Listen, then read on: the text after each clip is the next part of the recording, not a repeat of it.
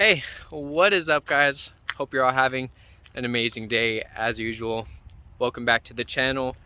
I know I haven't uploaded a video in like months, but besides that, we'll have another video about that. I was on a quest to find a good, somewhat reliable family vehicle, and in my quest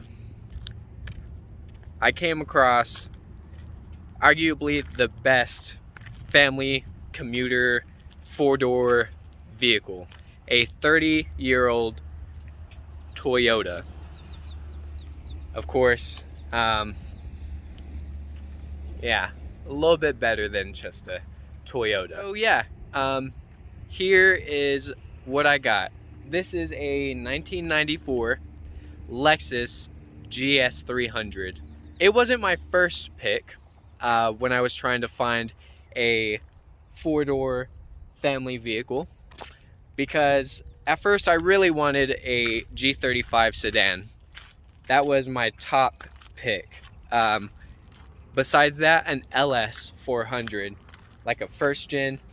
I really love those Lexus, but this thing popped up for a great deal, and I said, what the heck, let's give it a shot. Literally 24 hours into me owning it, the ECU crapped out. The car just would not run for about a week until I got the new ECU, and since then this thing has been phenomenal. This car, of course, comes with the legendary Toyota 2JZ GE, so non-turbo version. In Japan, the Aristo, the Japanese version of this car, it came with the GTE version, pretty much the predecessor to the Mark IV Supra, what it would become. But this, the US version, the Lexus, don't want you to know it's a Lexus, that's why I have the badge off. The Lexus came with the naturally aspirated 2JZ, which not too bad of a power plant. This thing is a boat. This thing is an utter land yacht. Like, can you guys see this? I'm just trying to make sure you guys can see how huge this car is. Coming from someone that has always been in, sorry by the way, I don't have my tripod or anything. I lost it. Coming from someone that's been in Hondas mainly, this car is huge. Especially coming from a Del Sol specifically. This car is like easily twice the size of my Del Sol. I don't hate it at all. I actually really love this car. I've had it for like a month or two now, and I really enjoy this thing. It being an automatic transmission, the only car besides the Accord that we own automatic. This thing is really fun to drive. It's been really reliable, 220,000 miles.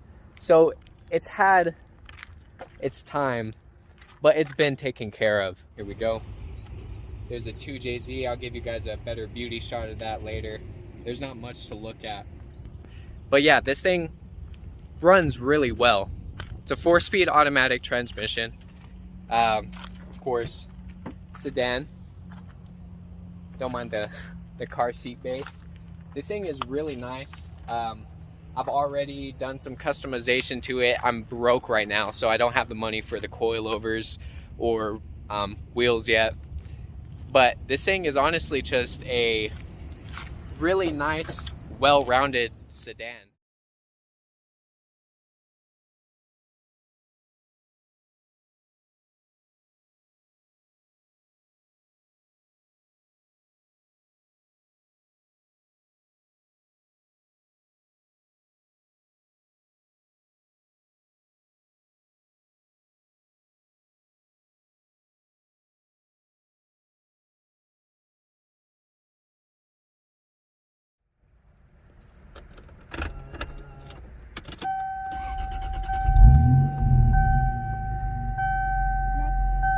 Okie doke, guys, with everything started up, gonna get our seatbelt on. I really like this car. It's that tan peanut butter interior that I actually hate, but in this car it suits it, of course, being a 90s Lexus. Real quick, some cool things about this car: the AC works.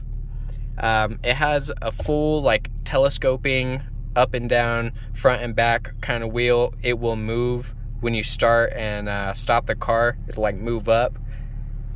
Let's see what else. This thing is just nice. It does have a sunroof. I can't get a car that is, well, I would have liked if this thing was a slick top. That would have been cool. Of course, automatic transmission, not too bad. Got the traction control button right here. Just turn that off. That's first gear.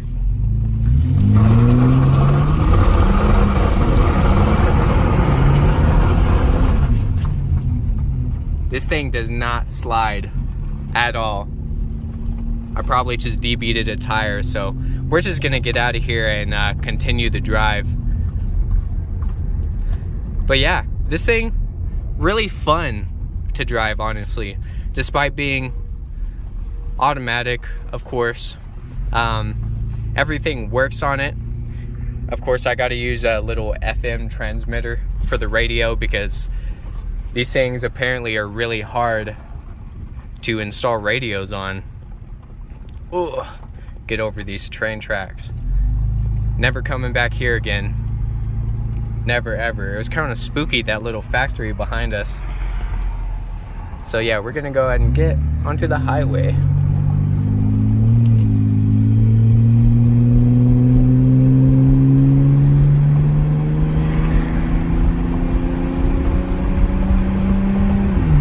Yeah, turn this AC conditioner on. It's really not bad. It's nice having a car that actually has some amenities and such. Turn overdrive back on. Kind of forgot that was off. Boom. Yeah, this thing is just fun to drive.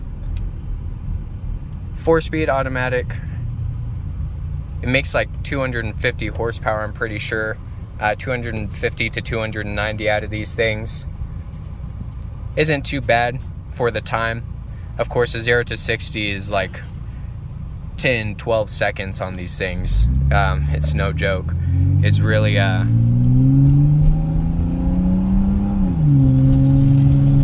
if you get it to stay in first gear a little bit longer, then yeah, it'll get moving. Apparently a huge issue with these cars and other 90s Lexus are, well, the computers just go out on them. They have what's called like a capacitor issue, where pretty much these capacitors will leak all over the ECU and render it useless. So it's not an if thing, it's really just like a when. So with these cars, you can find a new ECU for them pretty easily. So you can throw in another ECU and be right back on your way like I did. Another huge issue on these cars apparently is the transmission going out. It's like the Toyota 4-speed transmission, so you can either rebuild it, build the transmission so it'll handle power, or you can just swap out another one. It's an A340E, super common Toyota transmission. So a lot of these parts are super accessible. Thankfully, when mine was down, got a Ranger cutting in front of me. Go ahead, buddy. Thankfully, when mine was down, it wasn't down for very long. I had somebody in the GS147 USA group. I had one of them send me a ECU really fast, and this car literally started right back up. Oh yeah, and a MAF sensor. You cannot use MAF sensor cleaner on these things. It says it on the can. I didn't read the can because I really didn't think about it. You spray this in your intake and that MAF sensor cleaner will destroy your MAF. Yeah, it's horrible. So I had to get a new MAF like once I got the car, and of course a new ECU. So I was kind of peeved, but since then the car runs really well. I'm pretty sure I need to clean out the ICV, probably get a new TPS. Who knows? The check engine light will pop on randomly and just chill, and then it'll just go away. So I really don't know what to think about it. But yeah, What do you guys think about this timeless 90s interior? Really didn't get any better than this back in the 90s. Of course, the leather seats are destroyed right now. That's why the passenger seat has a blanket over it and the Thrasher flag. But besides that, I mean, they're not that bad. I definitely want to throw the pink NRG seat in this.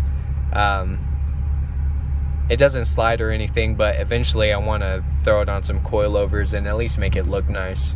Yeah, what do you guys think about the Lexus? I really like this car. I know I haven't really uploaded very much recently. Life has just been crazy. Like I said, I'll post another video kind of covering everything else in my life. I'm not completely sure on how much I'm going to be uploading. I'll kind of discuss that in the next video. We're just going to get back to the house, get an outro for this one, and yeah, we'll be good. Pulling into our little place. It's a little bit different from our last one. Sacrifice the outside space for inside space, I guess. Oh, I'm about to run over some fucking kid's football. See that? I refuse. It can be dodged. And this one is ours. Looky there. Got the Z. Back this bitch in. I'm gonna set y'all down. And there we go, guys. We are home.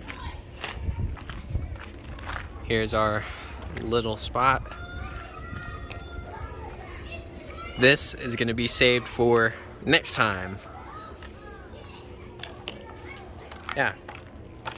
Here we go. GS300. Hope you guys enjoyed this video. 300ZX, piece of shit. Still trying to sell this thing. Someone come buy it off of me. Thank you guys so much for watching. I hope you enjoyed the video. Stay tuned for this video.